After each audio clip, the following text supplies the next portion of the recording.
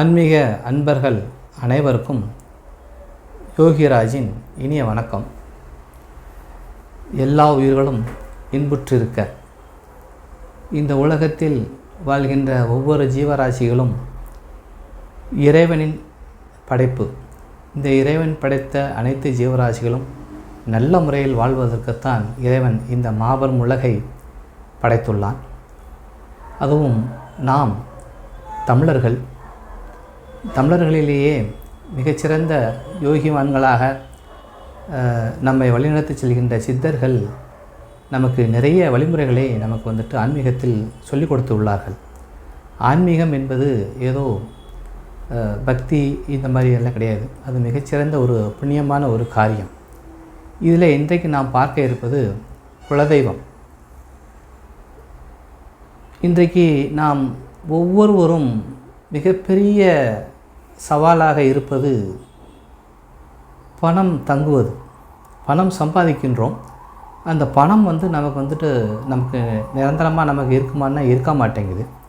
அதுக்கப்புறத்து பார்த்திங்கன்னா மன நிம்மதி இல்லாமல் நிறைய பேர் நம்ம இன்றைக்கி இருக்கிறோம். அதுக்கப்புறம் குழந்தைகளுடைய திருமணம், அப்புறம் குழந்தை பாக்கியம். திருமணமாகியும் நிறைய பேருக்கு குழந்தை பாக்கியம் இல்லாமல் இருப்பது.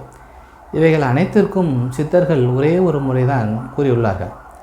அதுவே நமக்கு பார்த்திங்கன்னா குலதெய்வம். நம்ம குலதெய்வத்தை நாம் வழிபட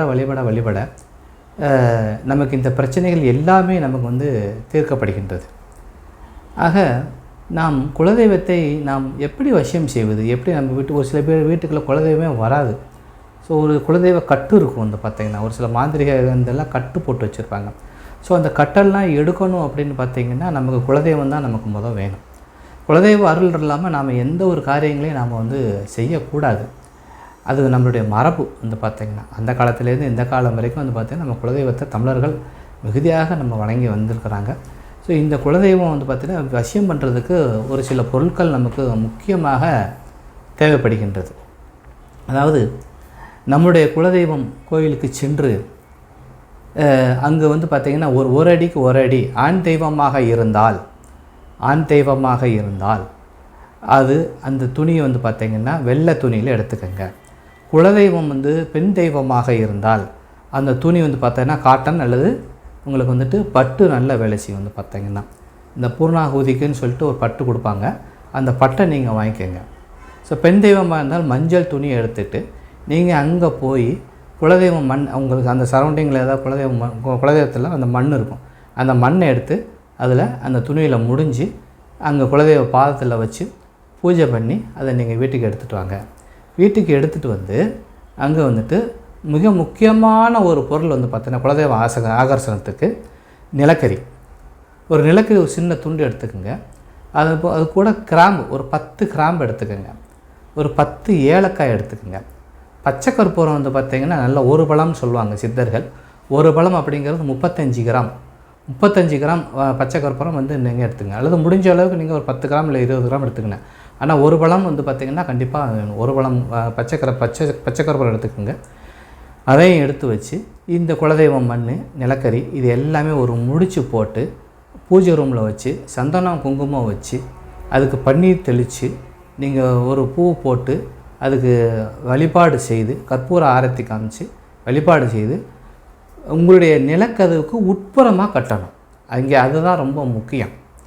வெளிப்புறமாக கட்டக்கூடாது. உங்கள் வீட்டுக்கு உட்புறமாக இந்த முடிச்சை கட்டி வச்சுருங்க. தினமும் நீங்கள் ஊதுபத்தி பொறுத்தவரை அதுக்கு 2 ஊதுபத்தி காமிச்சிருங்க. ஏன்னா உட்புறமாக கட்டும்போது தான் தெய்வம் நம்ம வீட்டுக்கு உள்ளே வரும். புரிஞ்சுக்கோங்க. வெளியே கட்டிட்டிங்கன்னா வெளியே நின்று அப்படியே போயிடும் பார்த்துங்க. ஸோ உட்புறமாக கட்டி வைங்க. கட்டி வச்சிங்க அப்படின்னா குலதெய்வம் நம்ம வீட்டுக்கு உள்ளே வந்துடும். இந்த பொருட்களுக்கு குலதெய்வ ஆகர்ஷணம் மிகுதியாக உண்டு.